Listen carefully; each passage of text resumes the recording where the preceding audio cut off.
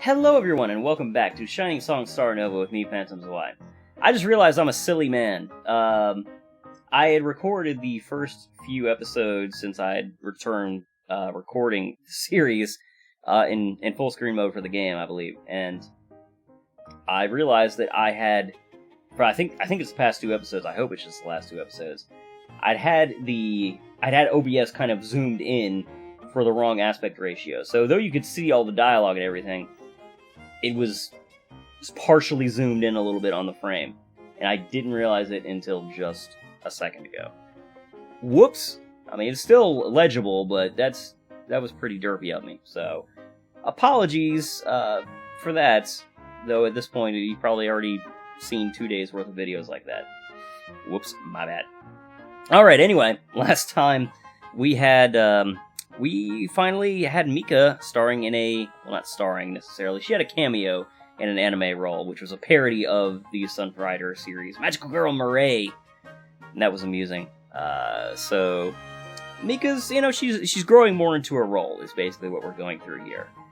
And, looks like she's more or less taking to it pretty well. But, I mean, given the nature of what they've said about the game, the narration kind of like, oh, all the trials and tribulations we have to face, it's not going to last forever. So I get the feeling that we're soon going to encounter some adversity for Mika. But again, that's just me speculating. So let's see what happens. The girls worked hard for the next few days fulfilling their jobs. So far, everyone was doing well, and our latest clients seemed satisfied with our performance. Finally, the end of the month was nearly upon us.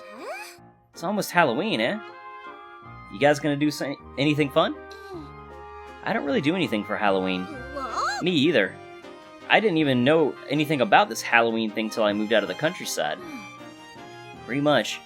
Anyways, it's not like it's our off day or anything. Honestly, I'm looking forward to that other thing around the corner. I see. That other thing, eh? Yeah, Ma, I'm looking forward to it as well. It's payday! And we're all getting huge raises. Alright, I'm dropping the egg in the ramen from now.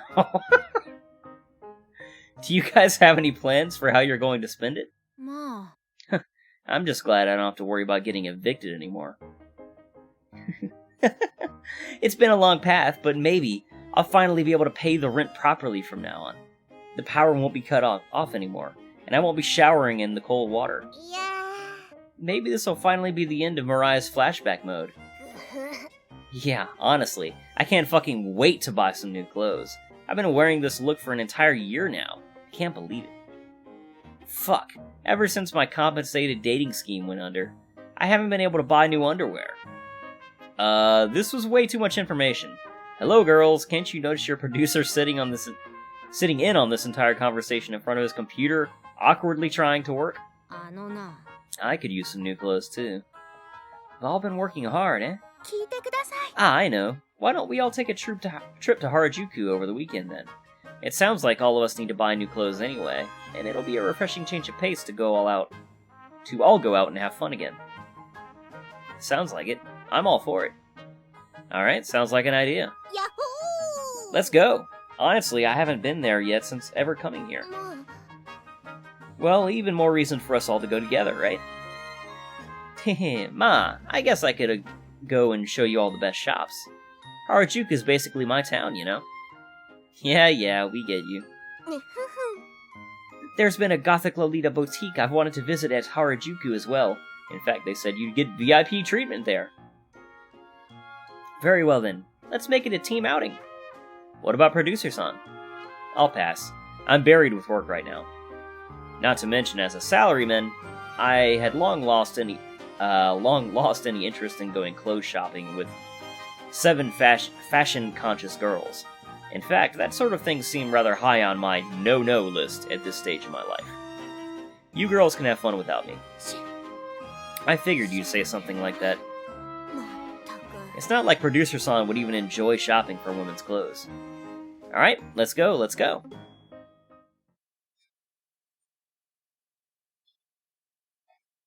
Alright. So I guess we're gonna follow them on their trip. And yet, on the day of the girls' Harajuku date, only Mika and Aki arrived in front of the Takashita street arch at the agreed-upon time. I can't believe all the other girls ended up canceling for one reason or the other. Oh god, Aki and Mika?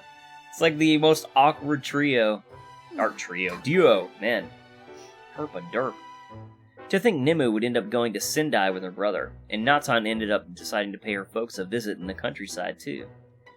Not only that, but Sasami ended up taking a trip with her family, while Mariah and Julie got too drunk together and ended up sleeping in. It's only expected. This is everyone's first big payday, after all. I'm sure everyone had things they'd been putting off until they made it big. It's only natural they'd want to spend their time off with their families and stuff. I guess I could spend the today with you, Chuni-chan. Anyways, we're still here, aren't we? Let's go check out the stores. The odd couple walked through the avenue, browsing the various fashion shops decked out with colorful clothes of every imaginable variety. Oh, let's go in here. I've been wanting to see their winter lineup. As soon as they entered, the shop girl rushed up to them and bowed perpendicular to her legs. Welcome, Hashimoto-san, and Kashiwagi-san too. It's an honor to have you here. Please let me know if you need any assistance. Eh? Yeah, thanks. We're just here to look around now. Certainly. Please feel free to browse as long as you want. The shop girl scurried away and returned to the counter. What? It's only natural that those in the know would recognize our faces. We're pretty big name idols now, you know? It's important to these shops that they leave a good impression on us. I see. I never knew how far our names have spread until now. This is just the beginning, you know. Once we get really big, we won't even be able to go out like this without a security detail. Really? That sounds terrible to me, yet they're all giddy about it. I don't know what I'm gonna do with you. They were interrupted by the arrival of an older woman. My, welcome to our shop. I'm the manager of Lily Tree. Thank you very much for your patronage today. Oh, yes. Do you come here often? I've bought from here by mail order before, and I was interested in visiting in person. I see. The shop girl arrived with a camera. Would it be alright if we took a photograph with you two? It's not every day we get a celebrity here. Well, our agency's pretty laid back, so I suppose it's alright. It's not like our producer would refuse if he were here, right? I suppose so. Anyways, I don't see the harm. Thank you very much. The two girls grinned beside the manager as the shop girl took the photograph. There we go. It turned out so well. We should post this up on the wall. Make sure a lot of people can see it, okay? Of course. They're celebs, man. I'm actually shocked. I figured that with it being Aki and Mika, the first thing was going to happen was one of them was going to say something to make the air awkward, and then they were going to, have a little tizzy. But, looks like they're getting on okay. The girls walked down the road, bags of new clothes in both hands, and big grins lining their faces. So this is the taste of fame, to be given VIP treatment at every shop we visit. It's like we become national celebrities. What are you talking about? Of course we're national celebrities. This is just the beginning, you hear? It's always just the beginning with her. The next time we come here, we might not even be able to shop because we'll cause such a big commotion when people recognize us that we totally stop foot traffic through the street. We might even have to start going out in disguises from now on. To think Starnova has become so big. Check out the dress I'm wearing. It's like the fulfillment of a lifetime dream. What are you talking about? This is the exact same thing you always wear. But look closer. The superior workmanship. The luscious texture of the cloth. Indeed, this one has finally acquired the brand name version of this dress. It's very convenient because we don't have to make a new sprite. No more cheap mail-order imitations. Truly the epitome of luxury. To think I finally have enough money to buy brand-name Lolita dresses. Never once have I imagined. You. Of course buying brand-name fashion is a must for a big-time idol. Make sure to wear only the real stuff from now on. Anyways, I'm hungry. Want to get a crepe or something? Indeed, I could use a snack. The two girls stopped by a crepe stall and looked through a menu. It's the first time I've ever done something like this. Which one are you going to get? Strawberry cream. ふむふむ。 Ah, there's so many choices I can hardly pick one. Mika took a deep gulp, salivating from the smell wafting from the shop. Then, I'll take the Choco Banana. They made their orders and shortly thereafter received their crepes. Mika's eyes glittered as she took a bite out of her crepe. これは。 It's so good! So this is the fabled crepe of the 3D world.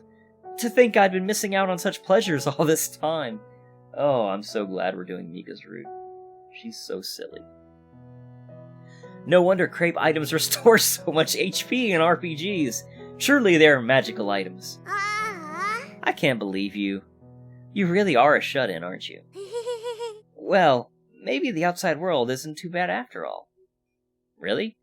Well, it has its ups and downs, I suppose. Aki took a bite out of her crepe, getting a dab of cream on her nose. It's pretty good. Anyways, you ain't half bad, Chuni-chan. You're actually pretty cute, and pretty knowledgeable about the otaku industry. Guys who are into idols really like girls like you. I could see why you became our center. Basically, I'm sorry for doubting you. What are you saying all of a sudden? I thought you were never going to accept me as the center. うん。 It just can't be helped. Besides, I'm a realist. I know when I've been beaten. ああ。 This industry really is all about pure and innocent girls. I guess someone who's been doing this for so long is just not as fresh as a beginner who happened to strike it big. Upon hearing Aki's unexpected admission of defeat, Mika ended up losing her words. え？ You're suddenly so quiet. あ I don't know. But maybe I'm sorry. You worked hard all this time to become the center, and yet... you gotta accept the fact that we're all rivals here. I don't blame you for what ended up happening. I still don't know how to be a star idol, but... Lately, I've learned this world is filled with people trying their best to accomplish their dreams. I never realized before now that everyone else was working so hard, while I was running away from reality. That's why I won't run away and hide anymore from now on. Now that I'm the center, I've got to do my best from now on as well. That'd be nice, eh? Well, you've still got a long way to go, Chuni-chan. But don't let me down, okay? ふむ。 The two of them finished eating their crepes. あの。 I suppose we should be getting back home now. Aki opened her cell and looked at the time. Actually, you want to do something else? Actually, I was just going to go back home. I'm still not quite used to being in big crowds for so long. Then I'll just pay your place a visit then. Eh? What, is there a problem? 興味深い。 No, just a little surprised. I didn't think you'd ever do anything like that. Well, it's not like we're strangers, right? Come on, let's go. Okay. The two girls took the train back to Mika's cramped 8-tatami apartment. ふふ。 It's actually the first time I've ever had anyone over. Welcome. は Thanks for having... Ah! Aki's jaw dropped upon seeing the filthy condition of Mika's apartment. A massive pile of unwashed dishes remained untouched in the sink, while half-eaten food was still left on the tiny wooden coffee table. You should really take care of that, Mika. You're gonna get insects everywhere. Meanwhile, the floor was strewn with empty chip bags, used tissues, empty packaging boxes, and other unmentionables. Oh god, yeah, you need to tidy up a tad there, Mika. There's being, a little unclean, and then there's that. ちょっと、何これ。 This is... ふーん。 It's a little messy. ぐえ。 Forget a little! This is a disaster zone! Aki's eyes twitched with horror upon discovering a mysterious bottle of unidentifiable fluid on the floor. ちょっと、何これ。 What's this? あの。 I bought a few months ago and happened to misplace it. But when I rediscovered it, it had completely changed form. Not to mention, the bottle had suddenly become all bloated and contorted. Fearing the consequences if I meddled in alchemy beyond my understanding, I decided to leave it as is, exactly where I found it. まずい。 Bracing for the worst, Aki creaked open the door to the bathroom. Ah, stinks! Oh, you mustn't go in there.ぐえ。 This is worse than anything I could have imagined. This place is moments away from being condemned. Imagine all the roaches you must be sleeping with. Ugh. Roaches are an absolute no-no. The swarm is dastardly indeed. I must sleep with a canister of bug spray in my grasp to keep them at bay at night. Keh! An electric jolt of revulsion went down the Red Loli's twin tails. めんどくせ This is an absolute no. If any of our fans find out about this, Starnova would be finished. You, grab the vacuum. We're gonna clean this place up. Eh? But... No buts, or else I'm gonna burn this place down myself. うーん Fine. Let's clean. Aki and Mika collapsed in the center of the sparkling clean apartment, huffing and puffing with exertion. All's right with the world again. Somehow, it feels like the lights have gotten brighter. Oh, have the walls always been this white?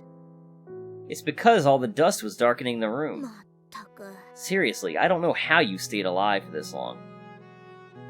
As long as I have my figurines, I'll be fine. ち You're really a maniac, huh? ふふ Aki stood and examined the rows upon rows of figurines lining the shelf, yeah, not the shelf walls, the wall shelves. わ What's this one? She picked up a Cosette Cosmos figure from a certain mecha series and gave it a look. That's also Sunrider. Looks kinda dopey. Are you sure you should be displaying this? Of course! She might have been a prize figurine, but she's still a rare good, you know. In fact, many lament on the net to this day that their Cosette Cosmos is missing from their collection. It's truly quite an item. Eh? This one looks pretty nice, though. へへへへ The limited edition Black Opera Sylvia Night Song, Heaven Piston. It truly is the centerpiece of my collection. あ Oh, I busted an entire year's worth of allowances for that one. It was truly a bleak year, but I still look back fondly on the troubles I went through to get it. To think I now have the funds to acquire figurines to my heart's desire. Being an idol's so worth it. わ Well, good for you then. Does Aki-chan have anything she wanted to get now that we made it big? Not really. まったく Honestly, I kinda lost interest in this kind of stuff. Whenever I look at cute fashion or otaku goods, it all just feels like work, you know? It's been my job forever to promote this or pose with that. Honestly, it stresses me out a bit. ひく It's kind of sad, to lose interest in things which used to make you happy. When you work in this industry, you gotta look at everything with professional detachment. If you get too emotionally invested, you're gonna hurt yourself, you know? It's just the way it is. I'm just glad things are gonna be alright for a change, and I can bring home a pretty impressive paycheck. あの Do you have brothers or sisters you have to take care of? No, I'm an only child, but there were some troubles with my work in the past. I guess I'm still paying for it. We know that her mom basically seemed to be using her for money when we kind of saw the lead-in, of the girl's troubles before the first live. Aki's mom was like, you'll make money for mommy again, won't you? So clearly she's got some home troubles. Aki opened her cell phone. I guess it should be alright to go back home now. Eh? What do you mean? That woman should be too drunk to pull anything now. I came all the way out here, and in the end, it looks like all we ended up doing is cleaning your apartment. Ah well, at least we accomplished something productive. Anyways, I'm off then. ふむ Aki-chan, わ I... まったく Look, if you don't have anything to say, then don't interrupt me. Thank you. Mika bowed down, much to Aki's surprise. Eh? Oh, you don't have to be so formal. It must have taken so much work, didn't it? I won't let you down. From now on, I'll do my best for Starnova's sake, so we can all accomplish our dreams. Yeah, we'll do that, Chuni-chan. Then I'll see you later. I'll see you later. With that, Aki left the apartment, leaving Mika by herself. She wandered back to the center of her apartment and plopped down on the tatami floor. Aki-chan. No, everyone. They're all counting on me now. I can't go back to acting like a shut-in anymore. From now on, I've got to lead everyone. Alright, I'll do my best from now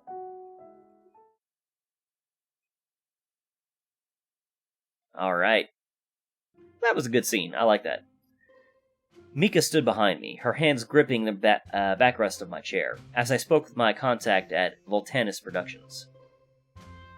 Ah, yes. Yes. Of course. Ah, thank you very much. I hung up the phone and faced Mika with elation on my face. Alright, the deal went through!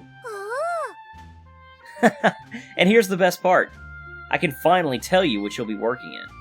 It's gonna be something to do with Black Opera, isn't it? Yep, Black Opera, the live action. And not only that, but you're gonna be the main heroine, Mika. The main heroine. Sylvia Nightsong herself. Mika's face turned pale. Her entire body froze like a deer in a headlight. Mika? Hey, are you... Black Opera. I'm going to be Sylvia Nightsong. Suddenly, tears lined Mika's eyes. Oi! Mika, are you alright? Is something...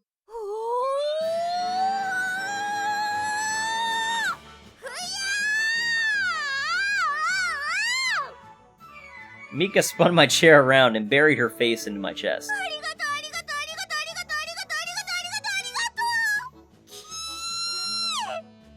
She jumped off and started to dance around the office.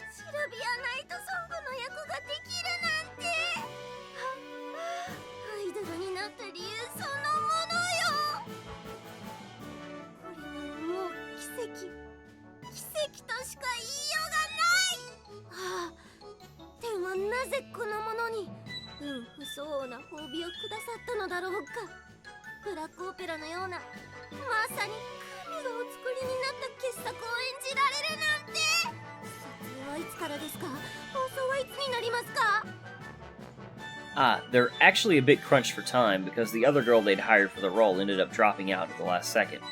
They want you on set starting next week to shoot immediately. The show's going to start airing next season, so they're pretty pressed for time as it is. In fact, it seemed like an awfully short amount of time to prepare for a season's worth of episodes.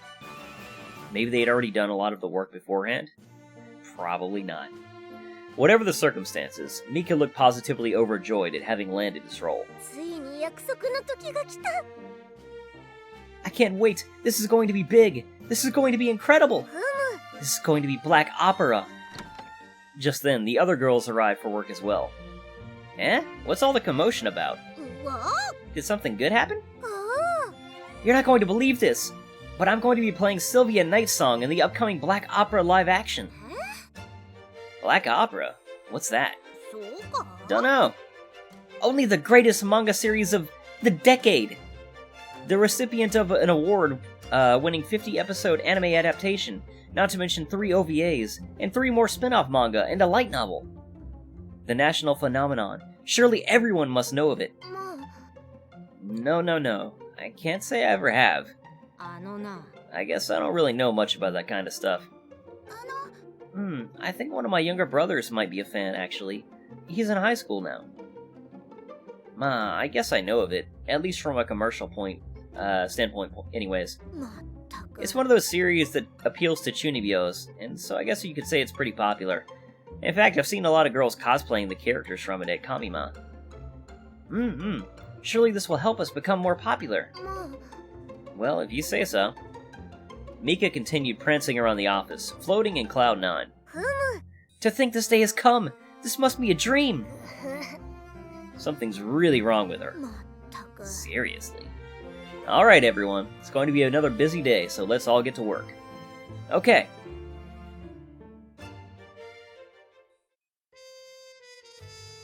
I ended up working the entire day to finalize the Black Opera deal with Volantis Pictures.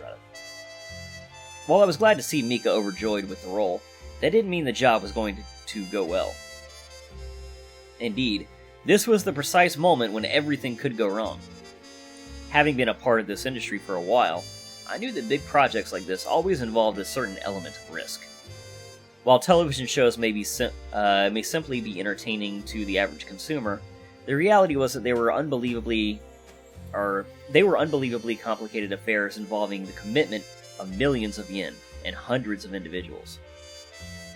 Already, Volantis Pictures' first pick for the main heroine role had backed out, ostensibly due to a scheduling conflict. Of course, generally, if a job was really worth it, and it was amazing how producers could rearrange and work a talent's schedule to ensure she could take the job. So, in other words, her agency must have thought this black opera live action wasn't worth rescheduling whatever other commitment she must have had. Not to mention, man, they were really trying to rush things. Or not to mention, man, they were really trying to rush things. The next season was going to start January of next year, meaning we were just 2 months away from the series' air date, and they hadn't even shot the first episode yet. Yeah, this is probably going to go badly. I also feel like, and this is just me speculating on how this might go, but Mika is a hardcore fan, and as we all know from, adaptations of series to live action stuff, a lot of times they're not very faithful to the source material, and yeah, the hardcores are the ones that generally have the most kind of a problem with that. So I could see Mika having problems with the way that they decide to produce this, but we'll see. Well, seeing as how we were scheduled to shoot episodes 6 to 12 while the series was airing, 2 months seemed like enough time to shoot 6 episodes first, I guess. The reality was that these shows were made to fulfill the commercial objectives of a committee of various partners footing the bill for everything. Indeed, even Shining Productions was now on board as a partner, with the end goal of using the show to promote Mika and Starnova. No doubt the publisher of the Black Opera manga was also on board to increase manga sales, along with various other companies in charge of manufacturing physical goods. Basically, these shows had to move cash, or else everyone involved was going to lose a lot of money and even be forced to lay off people. And of course, that was never a good thing. In the end, it's all about the money, huh? Just as I said that, the door to the office creaked open, and Mika poked her head in. Mika, is something the matter?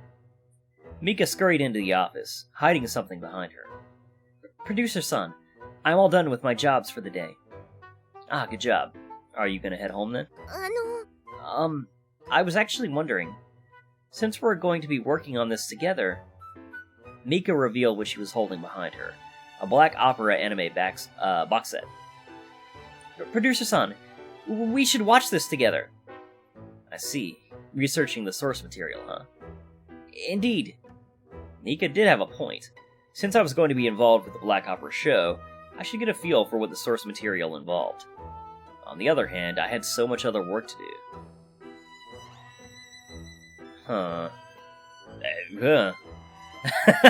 This is unexpected. Let's see. So clearly, from a producer perspective, this is what we should do. But basically, we're on this route anyway, because to indulge Mika. So, I feel like we're far enough along, realistically, to where the producer can take enough time to do this and familiarize himself more with the source material anyway. It should be alright, right? Right? Or am I just rationalizing it?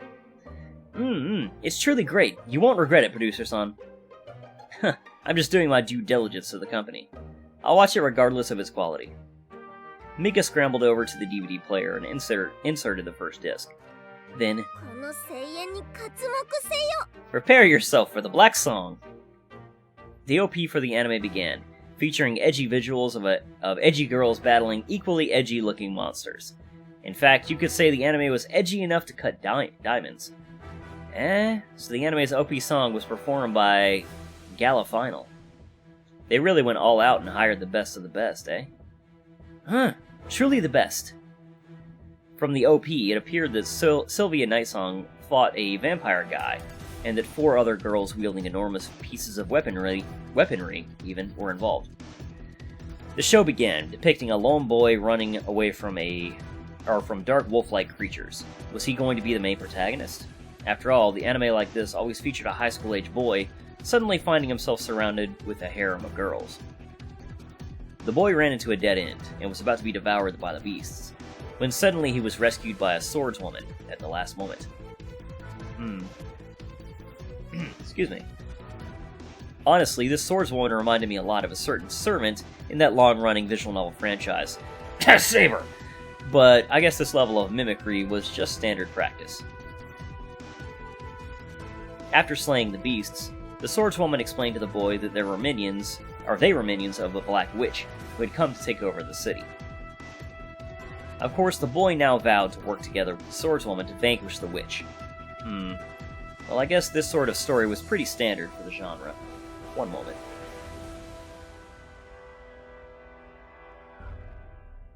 Alright. So where's Night Song come in? There was more development about the witch that the swordswoman and boy were pursuing. She was an unbelievably powerful caster who had claimed the lives of countless other Scarlet Marks. The Scarlet Marks were apparently unlucky souls who upon the cusp of an unfair death had to make a deal with an unknown godlike entity for a miraculous rescue in exchange for a deal to fight the corrupted. The swordswoman was one such individual bearing the Scarlet Mark. Some of the more dramatic scenes ensued is what they were going for? I'm not sure. Where the boy discovered how the swordswoman was formerly an innocent girl who had to be sold off to the mafia to pay her father's debts. The boy swore to protect her, as was normal in stories like these. Finally, the moment of confrontation came. The witch summoned Wolf Beast after Wolf Beast, and a pretty exciting action sequence. They keep saying ensured when I think they mean ensued. Ensued, where the swordswoman cut through the beasts. Finally, the decisive moment came. The swordswoman lunged at the witch to land the killing blow. What the? In an unexpected twist, the witch decapitated the heroine with ease. Oh. The witch appeared to absorb the vanquished swordswoman's scarlet mark, then approached the terrified boy. However, she simply told him this. My name is Sylvia Nightsong, and do not ever become entangled in this world ever again. With that, Nightsong leaped off the building and vanished into the darkness. The Edie song played and began playing to Saffroll. That was a pretty interesting first episode. See? Betraying expectations, turning age-old cliches on their head. Truly, this is Kurosawa-sensei at his best. You really have no idea what's going to happen next. I'm starting to get why this series is so popular. Well, now I really had to watch the next episode. Okay. Yeah, I do want to watch more. Yeah, let's watch another one. We'll do 2 episodes, and then if we get a third choice, then we'll say back to work. I don't know if this makes any difference or not, but you know, we don't want to neglect everything just to watch the series. The second episode began. The story now focused on Nightsong proper. In a twist, it appeared that those with scarlet marks were actually immortal, tormented souls who were damned to fight eternal, until they eventually lost their mind to insanity. Sylvia Nightsong's mission was to eliminate the scarlet marks before they turned into mindless killers. She had now traveled to a remote European town to track down one such scarlet mark, a man who the locals called the Bloody Professor.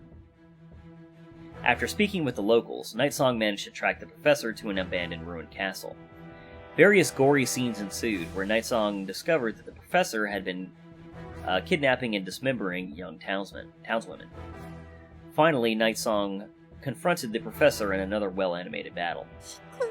Unfortunately, the anime was unable to capture the full brilliance of this sequence in the manga. What do you mean? The animation looks superb. Wouldn't seeing the battle fully hand-animated be a lot more exciting than looking at the panels of a manga? But the professor's actual combat ability in the manga is to strike with his words. Really? But in the anime, he's summoning these weird-looking exploding shrapnel clouds. Well, of course, his words are pretty charismatic too, in an evil sort of way. After all, that's how he lured all those women to his castle. In the manga, Nightsong is attacked by the professor's speech bubbles themselves, It's truly a fourth wall breaking stroke of ingenuity for the professor's speech bubbles to actually sprout spears that threaten Night Song. Can't say I'm into that one. Ah, I see. That's really quite creative. And kinda dumb, in my opinion, but hey. In the end, Night Song managed to slash the professor's face, preventing him from speaking any longer. With another stroke, Night Song cleaved the professor in half, top to bottom, in a graphic, gory orgy of blood and guts. Wow, this anime was quite gory. With that, peace returned to the town, and Night Song resumed her mission to track down the remaining Scarlet Marks. Even though the anime couldn't translate the visual gimmicks of the manga, I would have to say that the battle sequence was still drawn well enough to be worthy on its own. Indeed, each medium has its strengths and weaknesses, but if the end result is entertaining, let us not question the Black Song. I should get back to work. それがしの I see. 敗北だ。 It can't be helped then. Sorry, maybe another time. Then I won't distract Producer-san any longer. Good night, Producer-san. Yeah, good work today. That might just be the wrong decision. I don't know. But, I'm kind of like... We're still a producer, so I'm trying to juggle, like, hey, let's have some fun with, hey, we should actually do our job. But anyway. Yeah, good work today.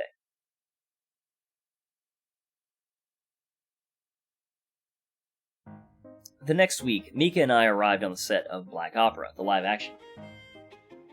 Oh geez, yeah. Okay, I should end the episode here, actually. I didn't realize how much time had passed. So this is where we will pick up in the next episode. As always, thank you guys very much for watching. Hope you're still enjoying it, and I'll see you all next time.